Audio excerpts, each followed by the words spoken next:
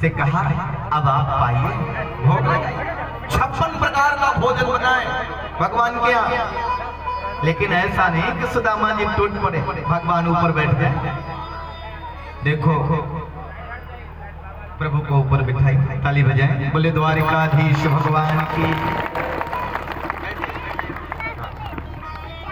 56 प्रकार का भोग बनाए हैं। और ऐसा नहीं कि सुदामा जी इतने दिनों से नहीं खाया तो टूट पड़े। सुदामा जी ने कहा भैया कन्हैया, इतना पकवान खाने की आदत हमारी नहीं है। भगवान ने कहा प्रसाद समझ के खाओगे तो फिर कोई दिक्कत नहीं है।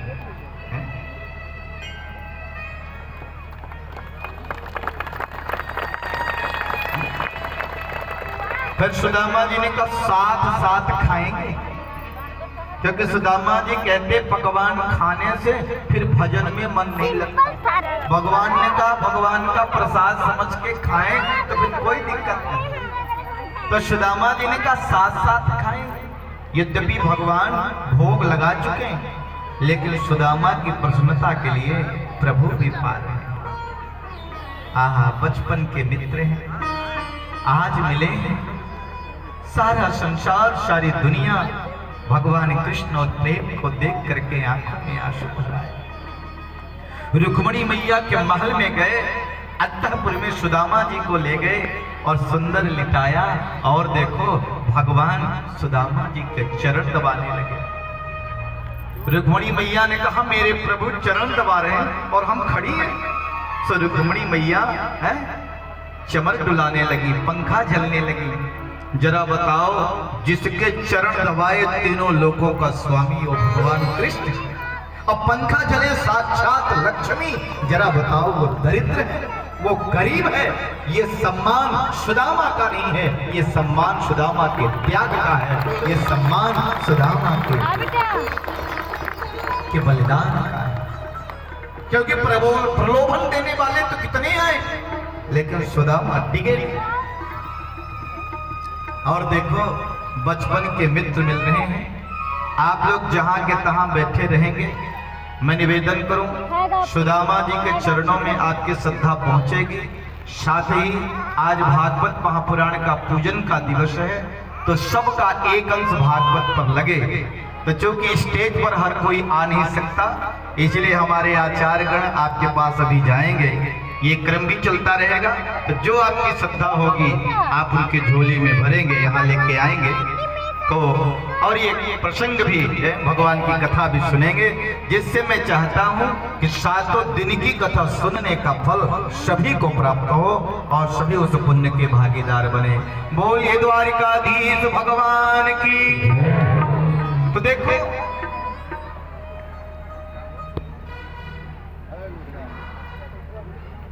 और देखो बचपन के मित्र जब मिलते हैं ना,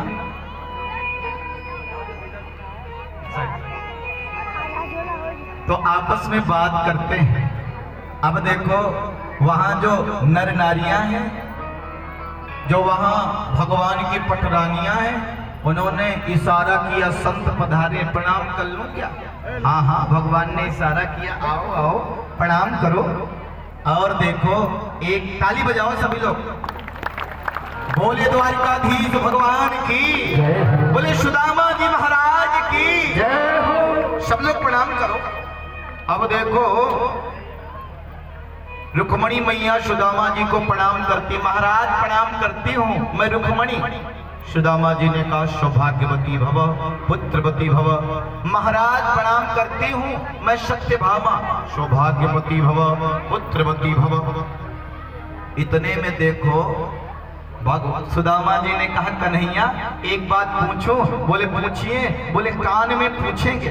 हाँ हाँ पूछिए। बोले ये जो सब प्रणाम करने आ रहे हैं ये कौन?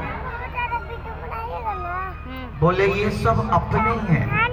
हाँ कन्हैया सुनो, मैंने ये बात इसलिए पूछी कि जब संत पधारते ना तो अड़ोसी पड़ोसी भी तो प्रणाम करने आते।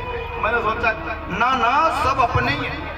सुदामा जी ने कहा सबको बुला, सबको अपना आशीर्वाद देंगे। ठीक है, भगवान ने इशारा कर दिया सभी पटरानियों, आओ संत के दर्शन करो, प्रणाम करो, आशीर्वाद। अब प्रणाम करने। महाराज प्रणाम करती हूँ जाबमती, सौभाग्यवती भव, पुत्रवती भव।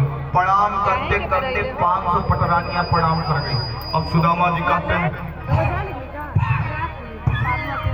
अब सुदामा जी की आवाज, सुदामा जी ने कहा कन्हैया। बोले क्या?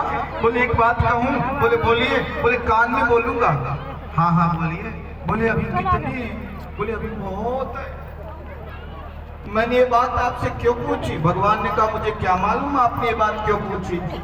सुदामा जी ने कहा कन्हैया ये बात मैंने आपसे इसलिए पूछी कि भैया हमारे हाथ तो हार गए, थक गए हैं। भगवान ने कहा तो फिर आधे को आशीर्वाद दोगे, आधे को नहीं दोगे तो बेचारी बुरा नहीं मान जाएगी। सुदामा ने कहा कन्हैया सबकी ओर से तू ही प्रणाम कर ले और तुझे ही आशीर्वाद दे देता हूँ। ये भारत का संत है, भगवान को भी आशीर्वाद दे सकता है। और भगवान सुदामा जी के चरणों में गिरे हैं। भगवान प्रणाम कर लो, थाली नीचे रख दो। तो देखो भगवान को भी सुदामा जी ने आशीर्वाद दिया। ताली बजाइए, बोले द्वारिकाधीश भगवान की। भगवान ने कहा सुदामा जी जरा ये बताओ, आप तो परम बैरागी लगते थे, लेकिन आपने भी शादी ब्याह किया कि नहीं? सुदामा जी ने कहा देखो बड़ी भीड़ में कैसी बात पूछी है? बोले क्या पूछा? यही तो पूछा, शादी किया कि नहीं किया?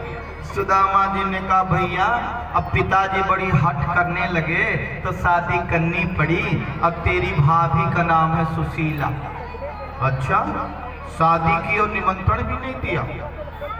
सुदामा जी ने कहा मैंने एक शादी की तो निमंत्रण नहीं किया, आपने इतनी शादी की कौन सा निमंत्रण किया, कौन सा पत्र भेजा? भगवान ने कहा मेरी शादी तो सुबह 10 बजे तक फिक्स ही नहीं थी और शाम को 5 बजे देवी जी आ गई। अरे आपका विवाह हुआ होगा तो फिर सुंदर वर परीक्षा की गई होगी, तिलक की लगन पत्रिका लिखी गई होगी, सब कुछ हुआ होगा। हमारी शादी तो फिक्स नहीं थी। अब अगर कहीं ऐसे होता तो पहला जो पत्र जाता, पहला निमंत्रण आप ही को जाता। सुदामा जी ने कहा भैया अब पिताजी हट करने लगे और ऐसे कर दिया। बोले ये तो ठीक है, लेकिन ये बात मैंने आपसे क्यों पूछी? सुदामा जी ने कहा मुझे क्या मालूम, ये बात आपने क्यों पूछी? भगवान ने कहा ये बात आपसे मैंने इसलिए पूछी कि अगर आपकी शादी हो गई तो भाभी जी ने तो मेरे लिए कुछ भेजा हो। जरा बताओ भाभी जी ने क्या भेजा? सुदामा जी ने कहा देखो भरी सभा में कैसी बात पूछ रहे, सुनो। अब सुदामा जी बात को टाल रहे हैं। बोले सुनो, जब हम लोग थे ना वहाँ, कहाँ? अवंतिका नगरी में। देखो गुरु जी के आश्रम में, संदीपनी आश्रम में। हाँ, और बोले देखो जब हम लोग जा रहे थे, कहाँ जा रहे थे? लकड़ी तोड़ने गए थे। और देखो जब वहां से लकड़ी बोझ भर करके ला रहे थे, फिर बारिश हो गई। गुरुजी बोलते थे सुदामा जी पढ़ने में बहुत तेज है और चंचल में कृष्ण बड़ा चंचल है। हाँ हाँ बोले वो तो सब ठीक है, लेकिन ये बताओ भाभी ने क्या भेजा? सुदामा जी कहते हैं जा बात के पीछे पड़ जाए तो फिर मानता नहीं। और सुदामा जी ऐसे हाथ दबाए जा रहे, ऐसे कोनी दबाए जा रहे। बोले द्वारिकाधीश भगवान की। अरे भैया जरा उधर जाओ, या यही सब लोग रहोगे क्या? उधर जाओ, यहाँ तो सब लोग ऐसे पहुंच जाते हैं, जो न पहुंचे उसके पास जाओ। बोले वृंदावन बिहारी लाल की जय, राजा रामचंद्र भगवान की जय। तो प्यारे भाई बहनों, सुदामा जी से भगवान ने कहा भाभी ने क्या भेजा, और सुदामा जी दबाते जा रहे हैं। भगवान ने कहा ये हाथ क्यों